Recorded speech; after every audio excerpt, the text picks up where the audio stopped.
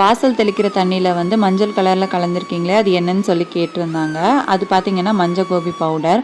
இதை வந்து சாணி பவுடர் அப்படின்னு கூட சொல்லுவாங்க. இந்த பவுடர் வந்து எல்லா நாட்டு மருந்து கடைகள்லேயும் கிடைக்கும். ஒரு பக்கெட் தண்ணியில் 2 ஸ்பூன் போட்டு மிக்ஸ் பண்ணிவிட்டு நீங்கள் வந்து வாசல் தெளிச்சிங்க அப்படின்னா ரொம்ப மங்களகரமாக மஞ்சள் கலரில் இருக்கும், சூப்பராக இருக்கும்.